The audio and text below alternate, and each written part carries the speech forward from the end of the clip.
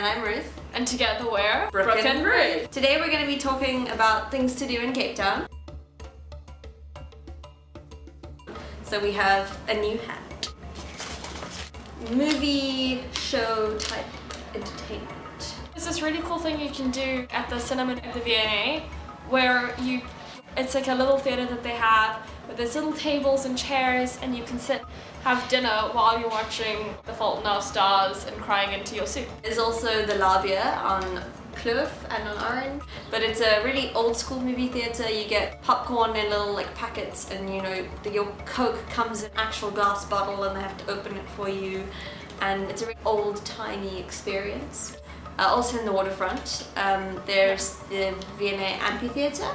Yeah, and you can see free shows there and they do kids shows and sometimes there's music. I remember once there was like a jazz festival thing that they had there.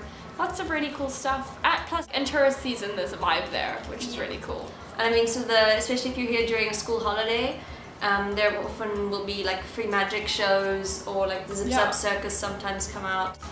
Okay, outdoorsy things. You could go for a hike like up Lion's Head or up Elephant's Eye, or different things like that. So there's loads of really cool hiking or walking venues like in and around Cape Town.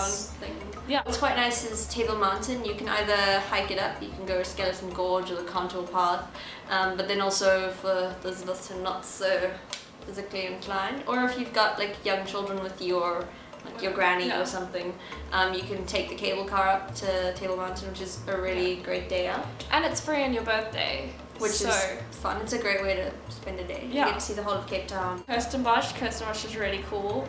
There's loads of art around Kirstenbosch and there's that new bridge, boardwalk thing. Oh yes, it's called the Die Boomslang, which is tree snake. And it's really pretty, nice for picnics. We should go picnic. And you get discounts for all kinds of things, so like if you're a student you get a discount. There's like a pensioners day, there's like if you're under a certain age, you've got little siblings, whatever, they also get in free.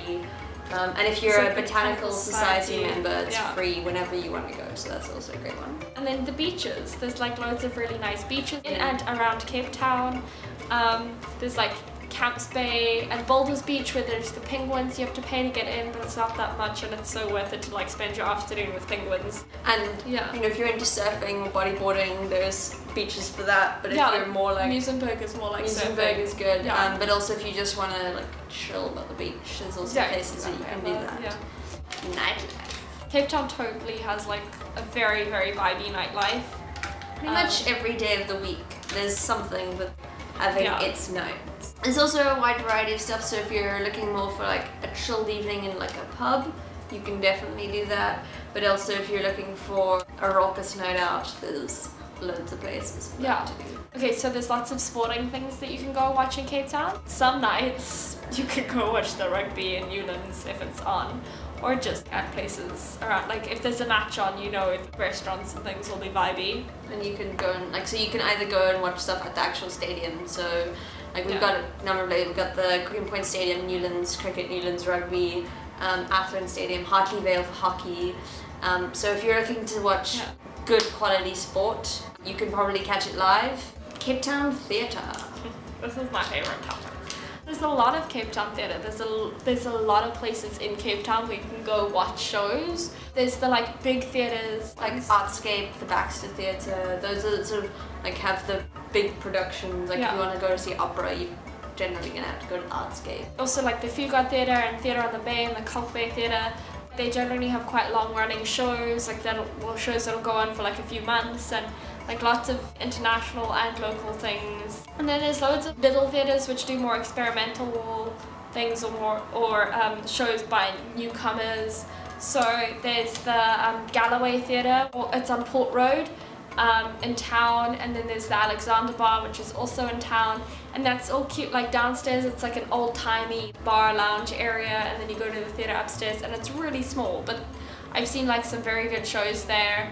UCT Hidden Campus, the Little Theatre, loads of stuff going on all the time. Depending on what you're looking for, you'll probably find something on in Cape Town. Or like educational things to do.